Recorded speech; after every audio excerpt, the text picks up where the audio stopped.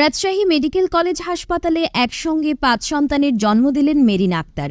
বুধবার দুপুর ১টার দিকে হাসপাতালের ২২ নম্বর ওয়ার্ডে সিজারের মাধ্যমে এসব শিশুর জন্ম হয়।